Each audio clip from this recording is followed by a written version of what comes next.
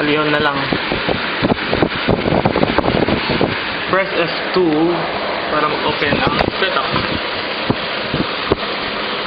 Sa boot, ilagay mo sa pinakauna yung CD drive. Yan. Tapos nyan, exit, then save.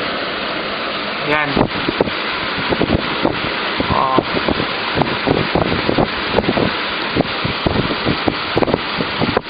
Press any key to boot from CD. Yan, pindot.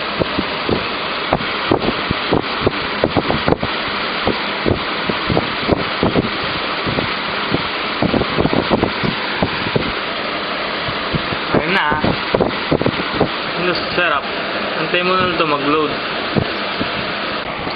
Tapos na ang loading. Bali, ito na ang gagawin. Enter to continue. Tapos yan, basahin mo itong gusto mo pero nakakatamad. Press F8 to agree. F8. Don't repair. Dito. Ang kailangan mong i-format yung C. Bali, install. Press enter. Yan. Tapos yan, continue setup. Press C. Ito na lang.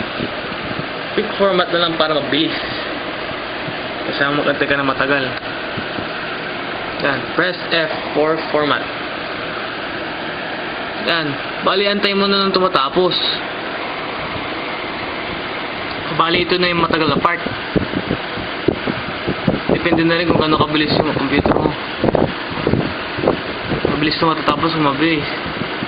Kaya ito, antay na lang. Continue ko na lang yung video after ng loading. Ayan. Tapos na. 99% na. Ayan, tapos na siya. So, ang gagawin na lang, i-restart mo ulit. Press enter to restart. Ayan.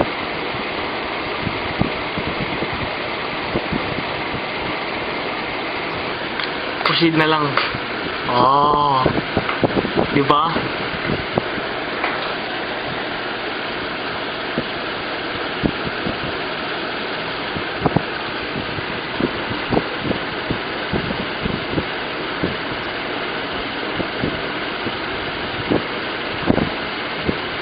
Ito na.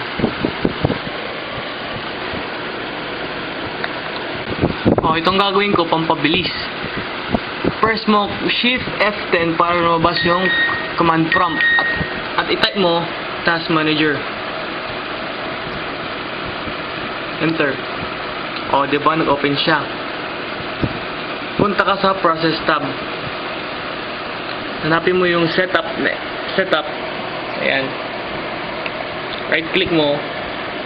Set priority to above normal. Yes.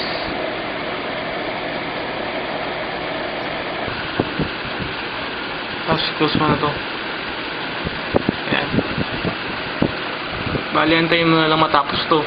Medyo matagal siya kaya pause ko muna yung cam. Mag-start na siya. Ito na installation. Siyempre, accept mo. Boss, antayin mo na lang to.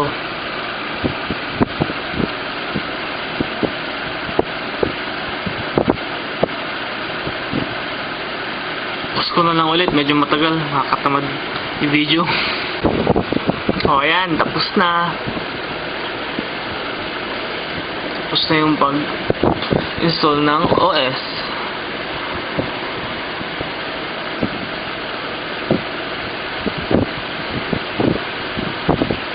Pang libre, install na lang. Ayan. Ito po. After na installation na to, tapos na lahat.